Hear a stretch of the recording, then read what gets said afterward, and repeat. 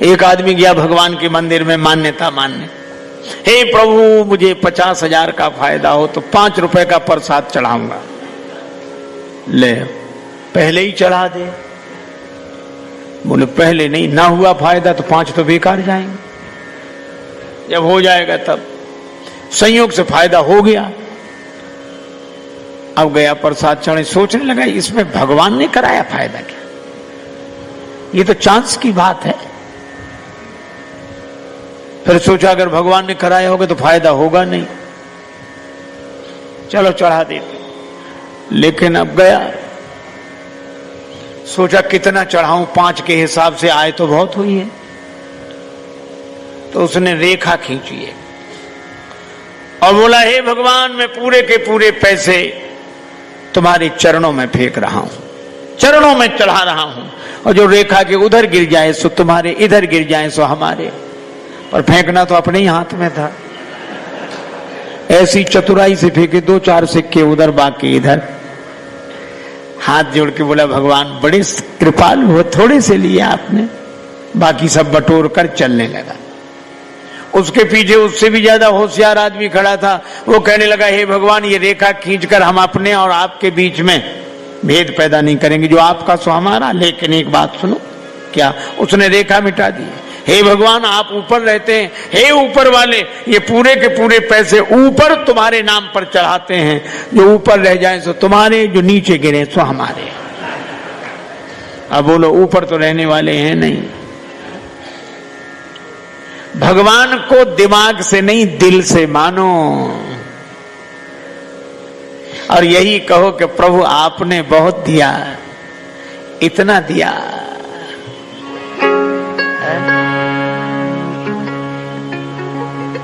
इतना दिया दाता ने मुझको जितनी मेरी औकात नहीं, इतना दिया दाता ने मुझको जितनी मेरी औकात नहीं।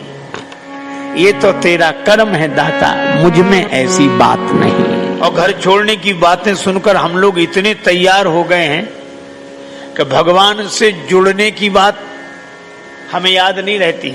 मन को भगवान से जोड़ने की तो बात हम सोचते ही नहीं, हम तो घर ही छोड़ने की बात सोचते हैं। हमारा जोर छोड़ने पे है। अच्छा जो छोड़ते हैं वे भी भैया ऐसे अद्भुत। तो एक सज्जन हमें मिले, वो जिसने घर छोड़ा गए ही नहीं। मैंने उनसे निवेदन किया, हमने कहा महाराज औरों के घरों में जाते हो कि नहीं? बोले जो बुलाता है सो जाते हैं। हमने कहा जब औरों के घरों में जाते ही हो तो उसी एक घर ने क्या बिगाड़ा था, जो क्या बिगाड़ा था उसने? बोले नहीं नहीं नहीं नहीं वो तो मैं छोड़ चुका, तो छोड़ दिया। और आज मालूम कितने दिन हो गए? आज हिसाब लगा के बताएं हमें 11 साल 6 महीने 3 दिन हो गए। इतना भी याद है कितना दिन हो गया छोड़े? हम नहीं जाते।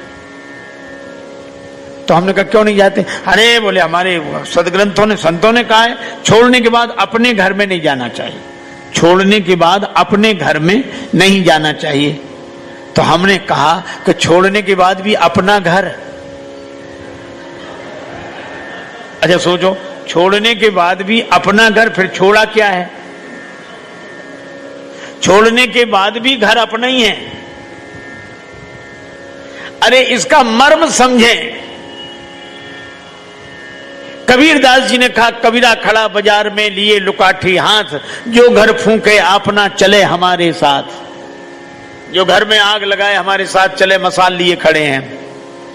तो एक आदमी ने कहा हमें दो मसाल। चला घर फूंकने। कबीरदास जी बोले होश में जाना? बोले हाँ होश में जाना। अपने ही घर फूंकना? बोले हाँ अपने ही फूंकेंगे। बोले तुम्हें पता है? बोले हाँ पता है, जाओ। अब रास्ते में वो सोचने लगा कि अपना घर फूंके हैं,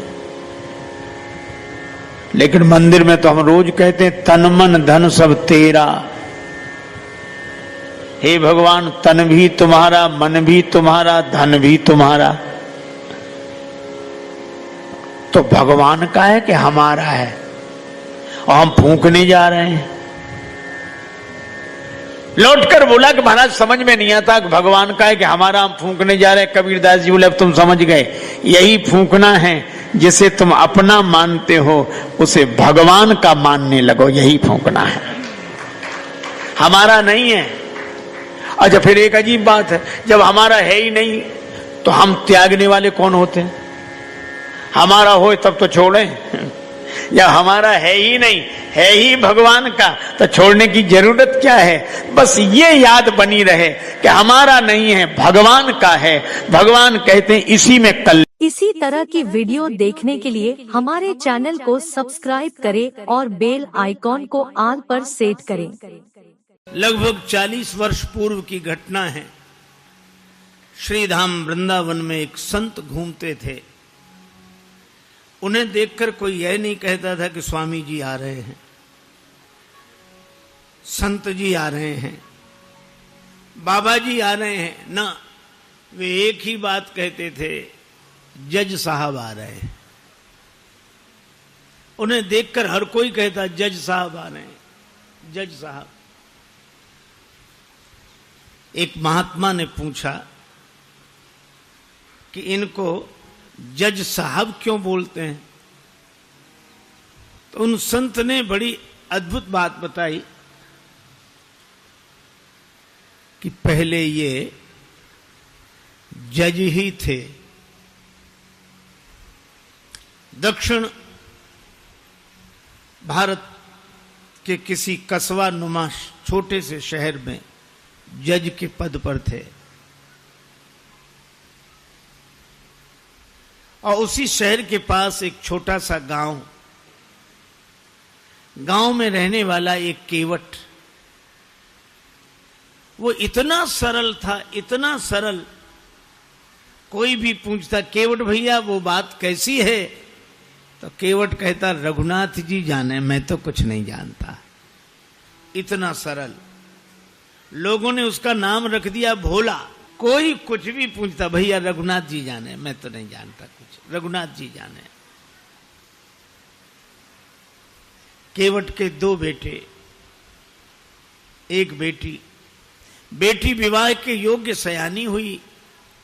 बेटों ने कहा कि पिताजी गांव के साहूकार सेठ जी से रुपया उधार ले ले, विवाह के बाद चुका देंगे, हम लोग कमाई करेंगे।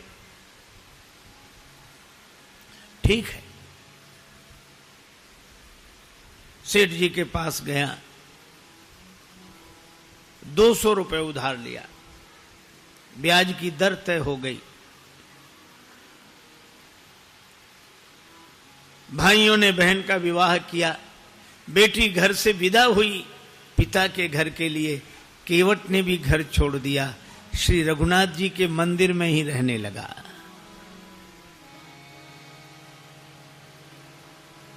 बस उसको तो रघुनाथ जी ही सब कुछ। जाऊं कहां तजी चरण तुम्हारे,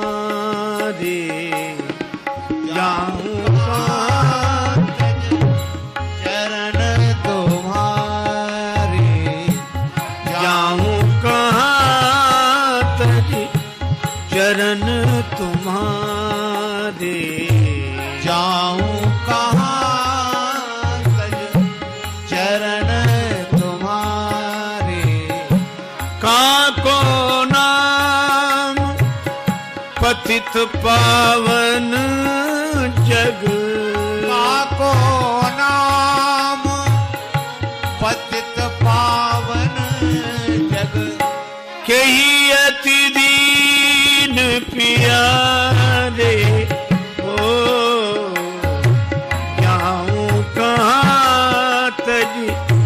चरण तुम्हारे, जाऊं कहां तज चरण तुम्हारे, जाऊं कहां तज चरण तुम्हारे।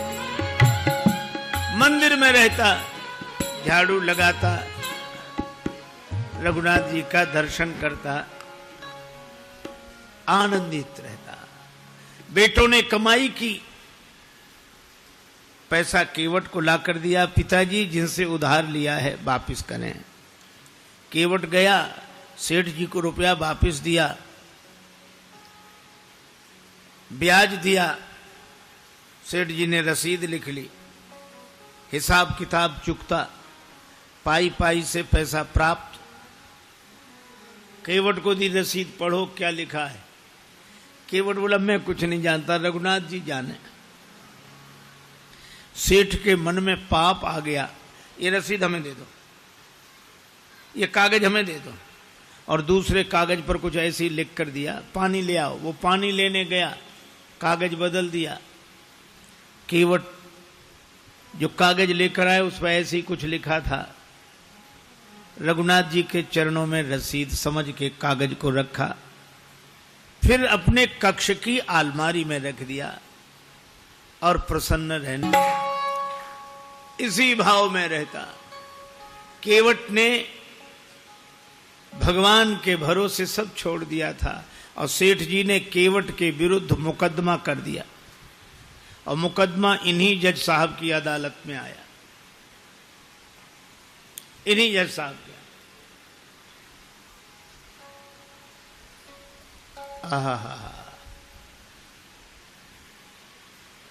तारीख पर केवट उपस्थित हुआ। जज साहब ने कहा, केवट तुमने सेठ जी से रुपया उधार लिया था? हाँ हुजूर, लिया था।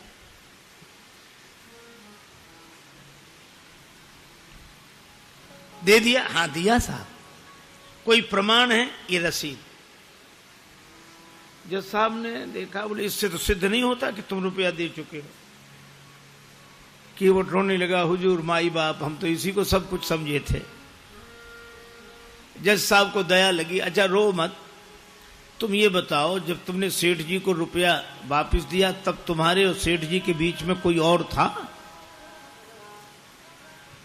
केवट उसी सहजता में बोला कि हमारे और सेठ जी के बीच में उस समय सिवा रघुनाथ जी के कोई नहीं था।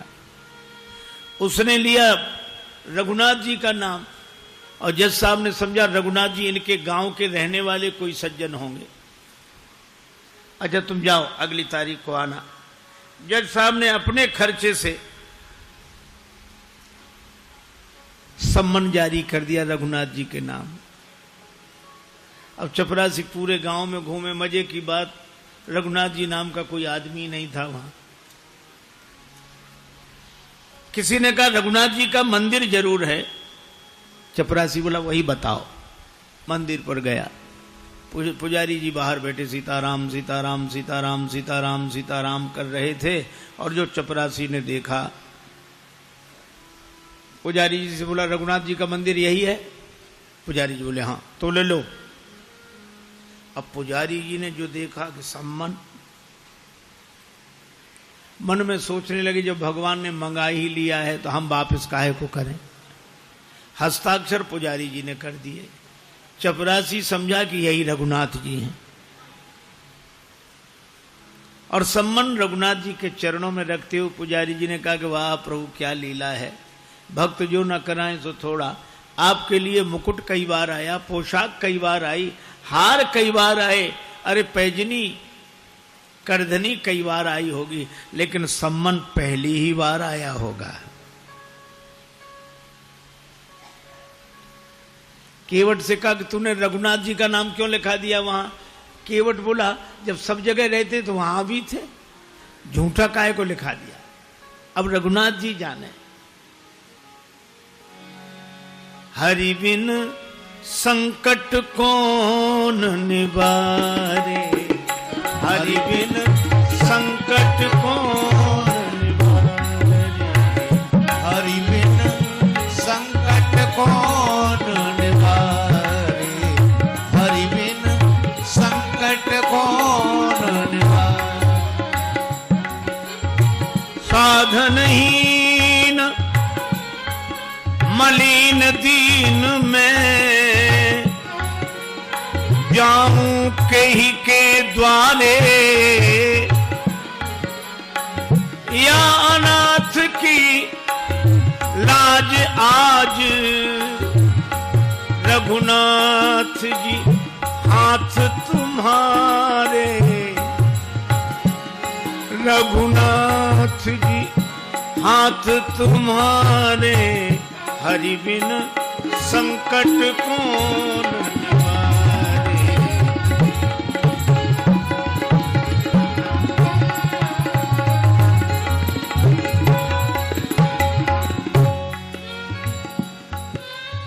एक ही भरोसा, जाएगी लाज तुम्हारी, जाएगी लाज तुम्हारी। नाथ मेरो कहा बिगड़े गो, जाएगी लाज तुम्हारी।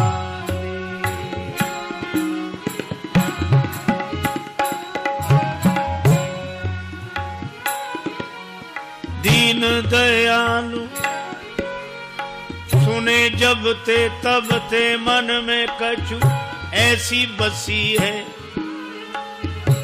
जाऊं टेरूं कहां और जाऊं कहां, बस तेरे ही नाम की फेंट कसी है।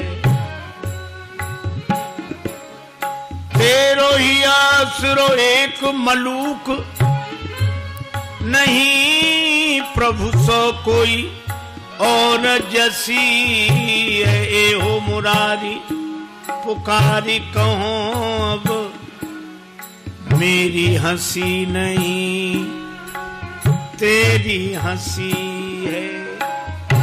मेरी हंसी नहीं तेरी हंसी है। जाएगी लाज तुम्हारी, नाथ मेरो का बिगड़े गो, जाएगी लाज तुम्हारी।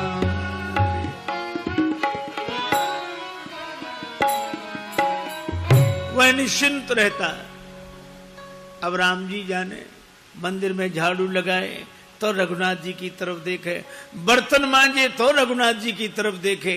जीवन ऐसा बस राम जी के चरणों में समर्पित। तारीख के एक दिन पहले पुजारी जी ने कहा, केवट जाइए जरूर, उसका आपके अलावा और कोई नहीं है। कहा जाए इनकी बैठक में रखा हुआ रजिस्टर मंगाया जाए। उस रजिस्टर में वो रसीद अब तक सुरक्षित है। सर्वांतरयामी भगवान से क्या छिप सकता था। चपरासी को भेजा गया, रजिस्टर मंगाया गया और रसीद मिल गई। सेठ जी दंडित हुए, केवट भाई जित बरी हुआ। गवाह महाराज तो चले ही गए थे।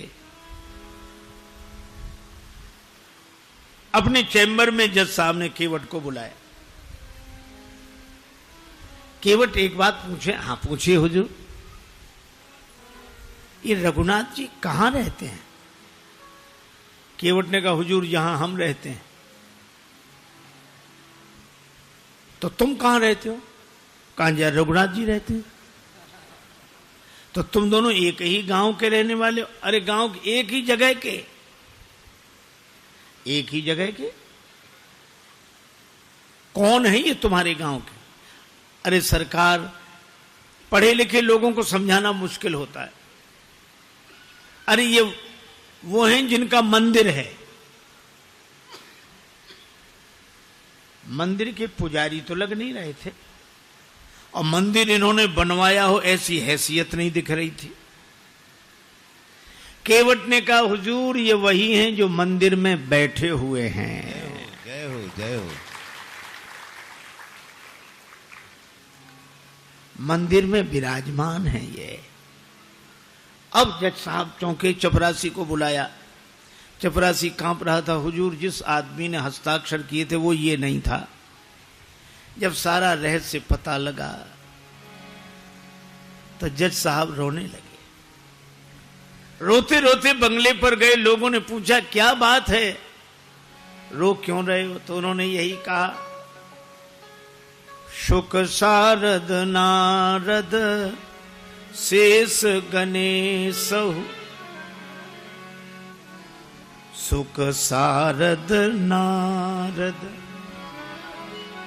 शेष गणेश, के नहीं ध्यान में आते रहे। सोई आज विनीत अदालत में केवटा के गवाह कहते रहे।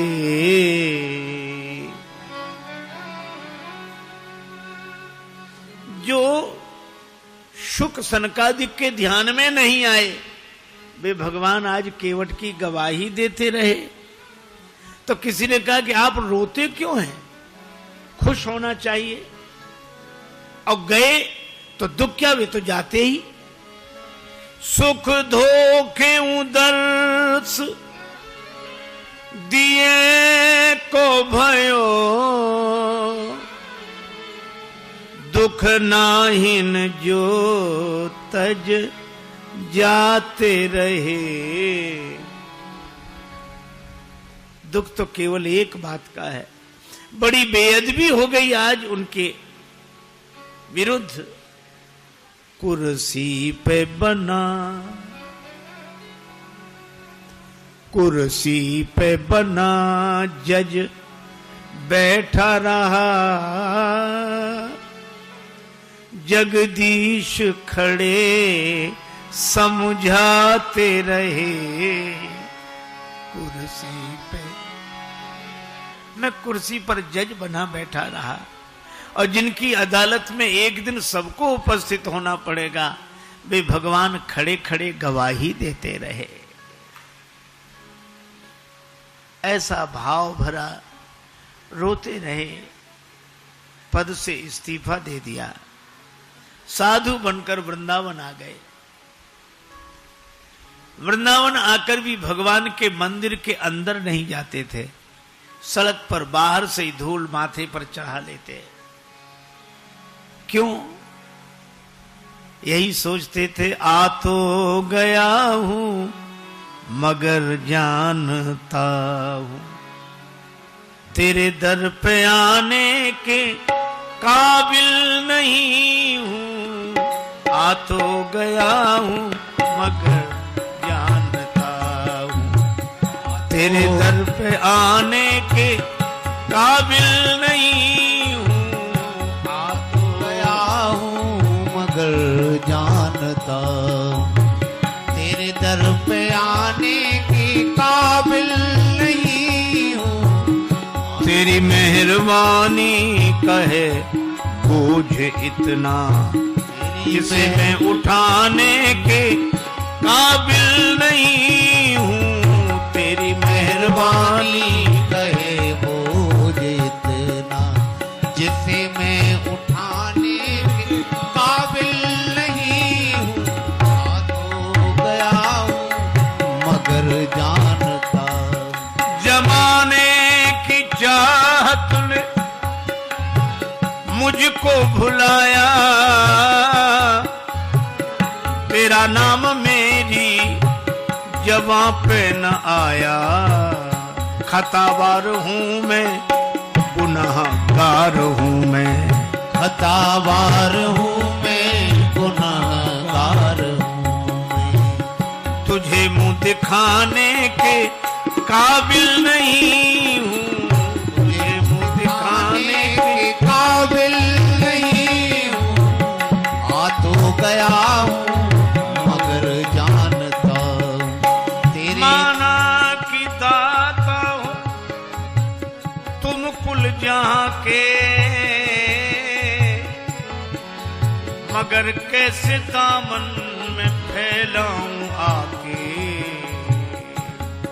जो अब तक दिया है वही जय हो। कम नहीं है।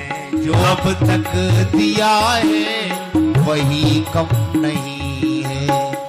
कर्जा चुकाने के काबिल नहीं हूं। ये कर्जा चुकाने के काबिल नहीं हूं। आ तो गया हूं मगर जानता हूं। आ तो गया हूं मगर जानता हूं। 40 वर्ष पहले तक ब्रज वीथियों में उनका दर्शन होता था। ये सत्य घटना है, इस युग की घटना है। एक व्यक्ति ने जिंदगी भर पाप किया, बचपन से जवान हो गया, पाप ही पाप, पाप ही पाप, कभी कोई अच्छा काम न करे। परिवार के लोग उसे महात्मा के पास ले गए, महाराज इस पर कृपा करो, इसका कल्याण हो, यह कभी कोई अच्छा काम नहीं करता, गलत काम बस।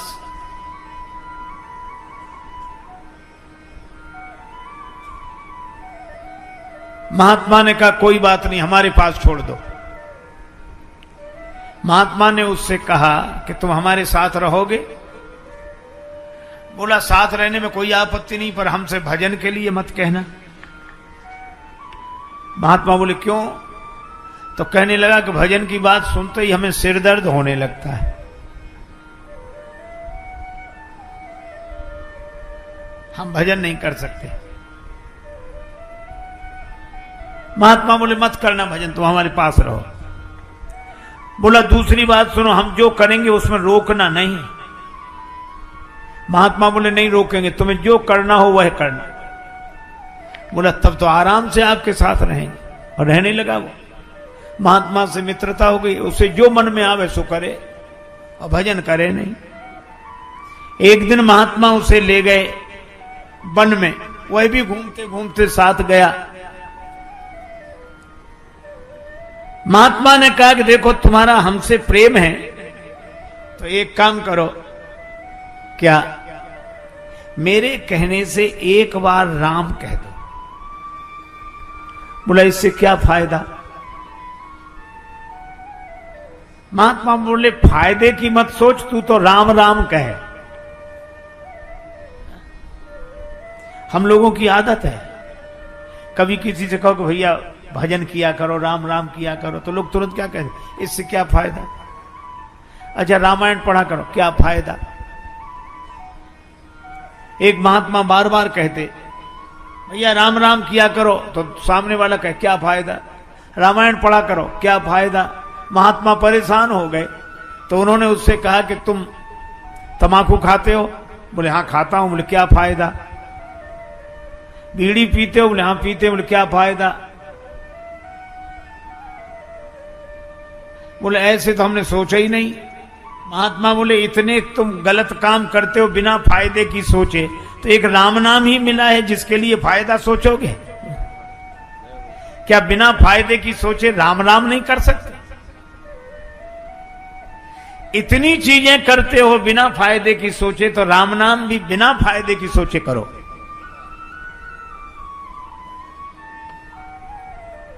बोला एक बार बोलूंगा। महात्मा बोले बस एक बार। वह बोला राम, महात्मा बोले बन गया काम। बस एक मेरी बात और सुन ले, क्या इस नाम के बदले में कोई कुछ मांगने के लिए कहे तो मांगना मत, कह देना नाम के बदले में जो मिलता हो वो मुझे दे दो, ठीक है?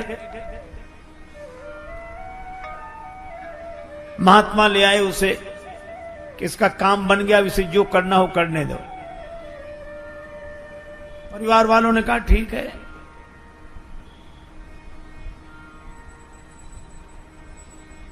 महात्मा चले गए, वो अपने घर रहने लगा, मनमाने काम करने लगा।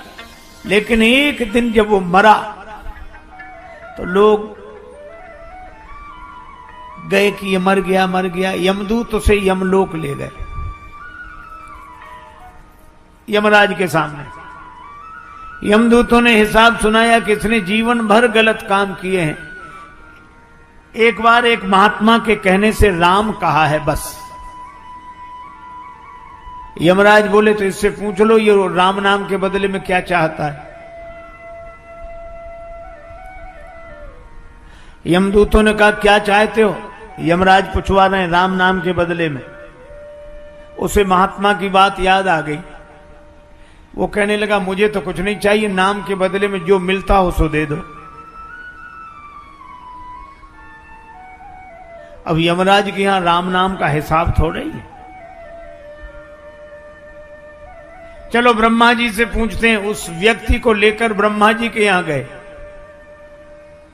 ब्रह्मा जी से पूछा कि राम नाम एक बार कोई ले तो उसका महत्व क्या है, फल क्या है? ब्रह्मा जी बोले हमें पता नहीं, हम तो वेद मंत्रों का उच्चारण करते रहते हैं, आनंद में रहते हैं।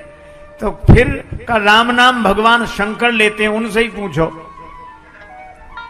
तो उस व्यक्ति को लेकर ब्रह्मा जी यमराज शंकर जी के पास गए। शंकर जी से कहा कि आप दिन रात राम राम करते हैं, तुम पुनि राम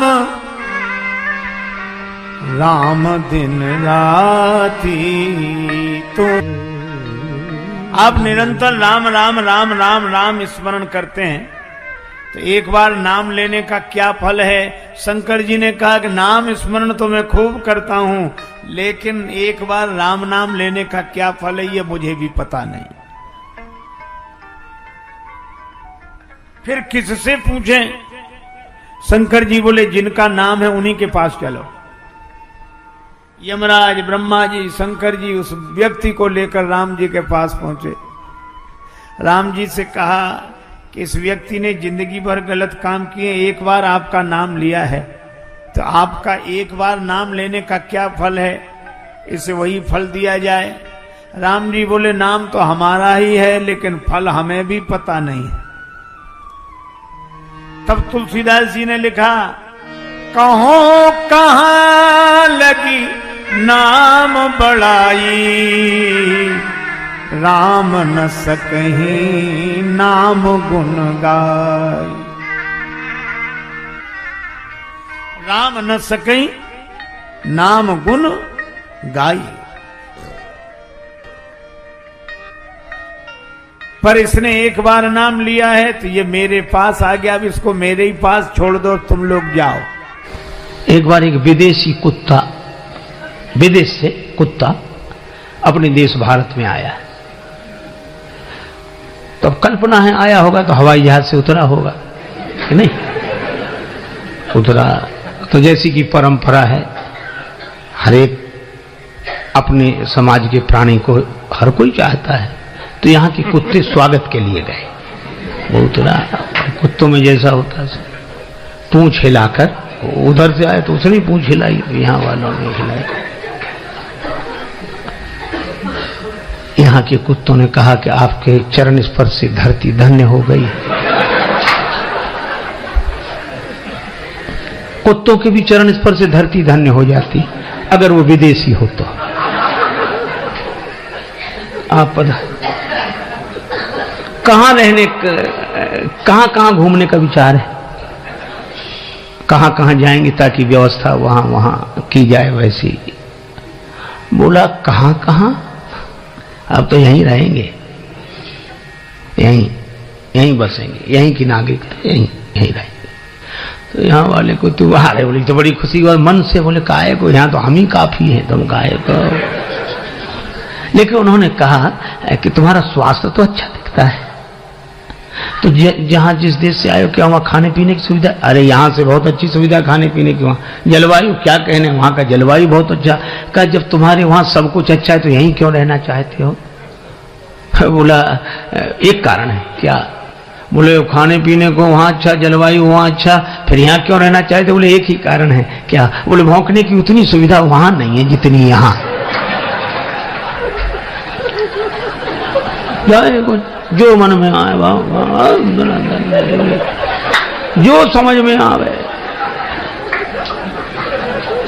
इन राजाओं से धनुष तो हिला नहीं, काम तो इतना बनता नहीं। ले उछड़ा ऐसे ही, सीता जी को छुड़ा लो, पकड़कर दोनों भाइयों को बांध लो, जनक जी सहायता करें तो उनको भी युद्ध में जीत लो, वहीं बैठे रहे, हिले तक नहीं अपनी जगह से। अच्छा छीनने की वृत्ति क्यों आई? छुड़ा लो। कर्तव्य का पालन करें तो उपलब्धि होती ही है। कर्तव्य का पालन जिनसे नहीं होता वो छीनने की वृत्ति आ जाती है। ऐसे छीन लो, इसे छुड़ा लो, ऐसे। अब राम जी तो चुप, लक्ष्मण जी को बड़ा क्रोध आया।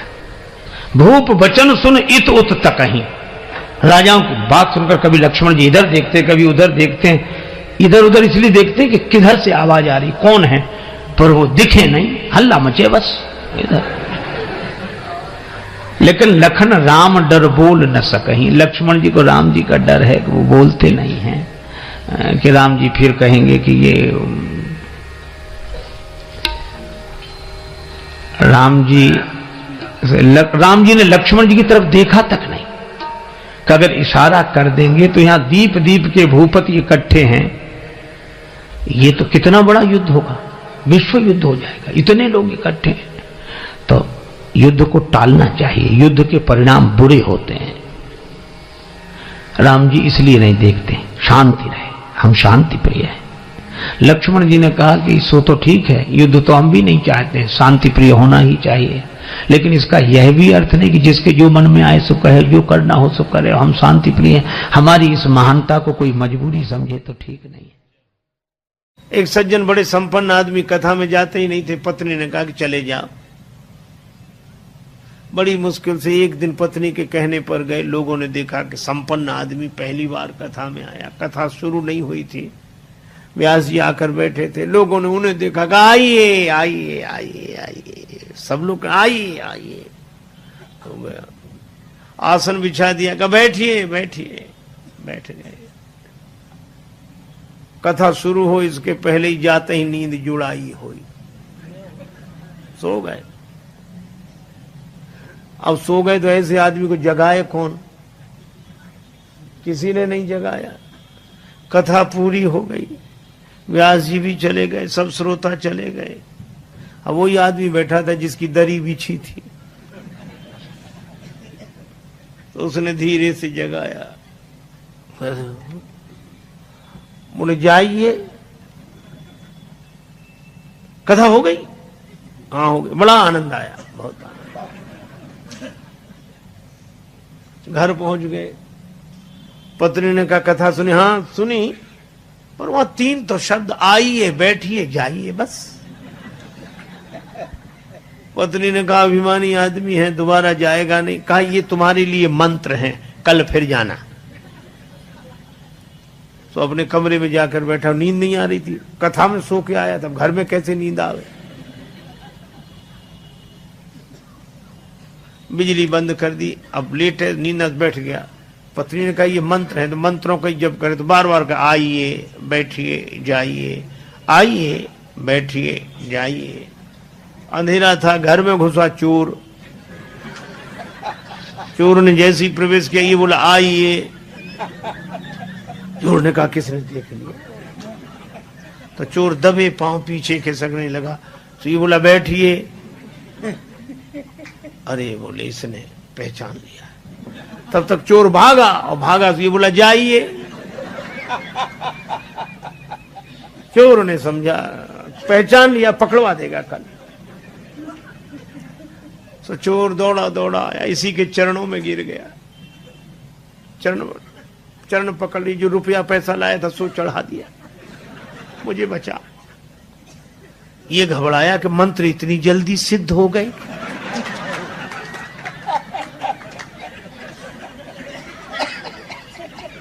लाइट जलाई, घबराया, और देखा एक आदमी हाथ जोड़े खड़ा, रुपया पैसा। अरे भाई तुम कौन हो? वो कहे आप तो सब जानते हो, हमसे काहे को कहलाते हो, और ले। रुपया पैसा चढ़ा के गया। पत्नी को जगाया कि मंत्र तो बड़ी जल्दी सिद्ध हो गए।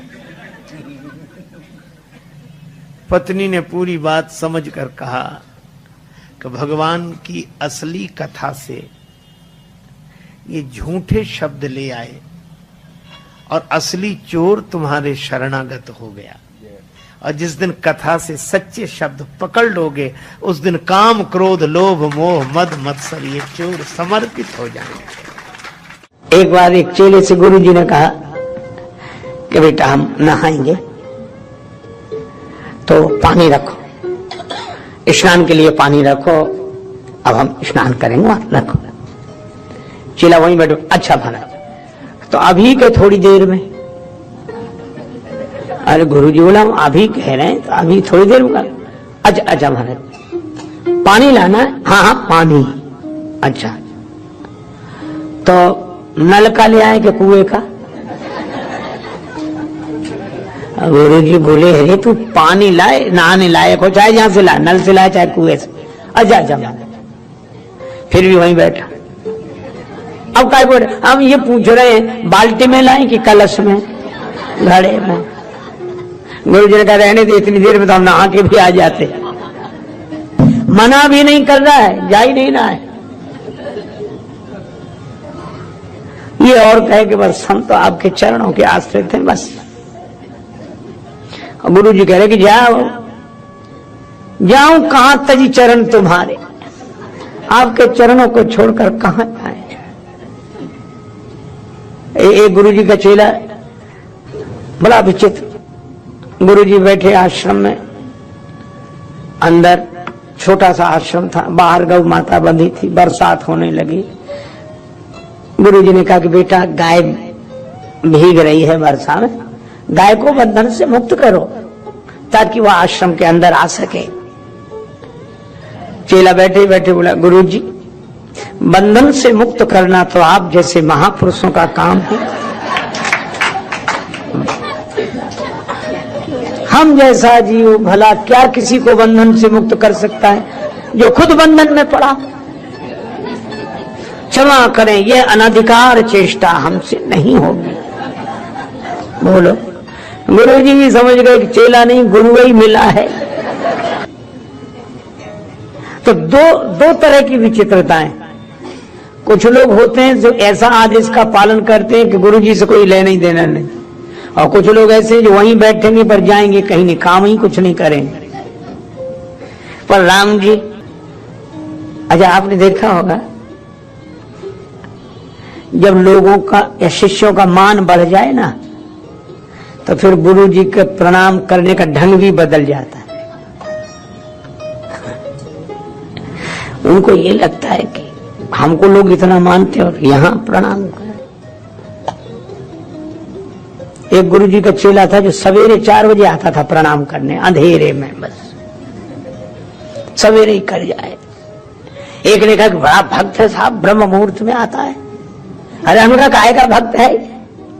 ये इसलिए प्रणाम इस समय करता है ताकि इस समय कोई देखे नहीं,